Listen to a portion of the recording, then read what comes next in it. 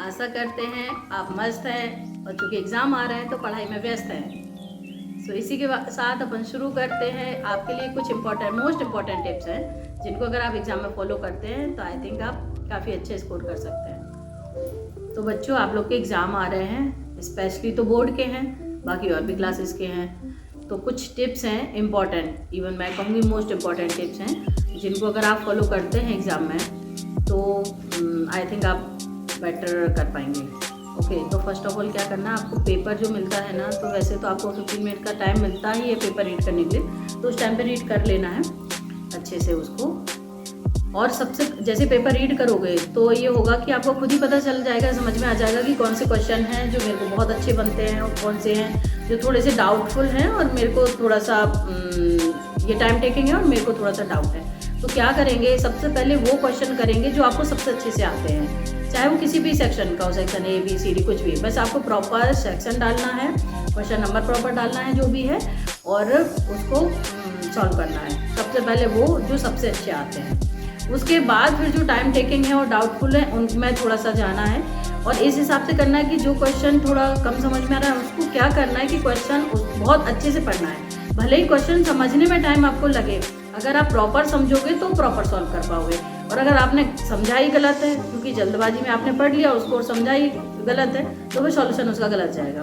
Okay, यदि question बहुत अच्छे से आपको अधूरा क्वेश्चन नहीं रीड करके पढ़ना है। कभी भी बच्चे क्या करते हैं, आधा क्वेश्चन देखा और अगर उन्होंने 1-2 दिन या रिसेंटली किया होता है तो देख के अरे वाह ये तो मैंने कल ही किया था, अरे ये तो मुझे आता है, ऐसे करके वो क्वेश्चन अधूरा पढ़ के कर लेते हैं। मोस्ट ऑफ द टाइम बच्चे ऐसे करते हैं। तो अधूरा क्वेश्चन पढ़ के कभी भी सॉल्व नहीं करना है, क्योंकि पूरा क्वेश्चन पढ़े बिना आपको नहीं करना है।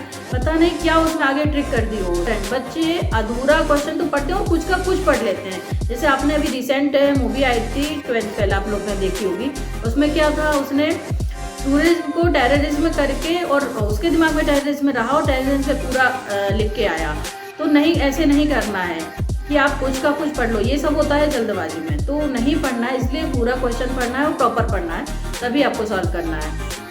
हाँ, मोस्ट इम्पॉर्टेंट थिंग है फॉर मैथ्स स्पेशली कि आपको सिली मिस्टेक नहीं, कोशिश तो करनी है कि सिली मिस्टेक नहीं करनी, बट मैथ्स है तो सिली मिस्टेक हो जाती है, तो कॉपी रीचेक करना है। मैथ्स की कॉपी रीचेक करे बिना नहीं देनी है, ठीक है।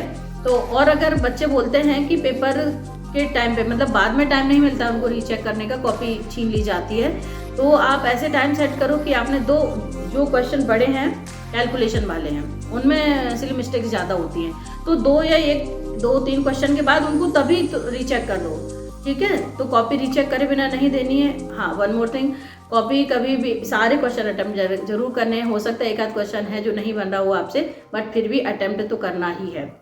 ओके, तो ये कुछ टिप्स हैं जिनको अगर आप फॉलो करेंगे तो आई थिंक आप बहुत अच्छा बेटर कर पाएंगे। ओके, इसी के साथ हम अपनी वाणी को विराम देते हैं। Bye bye.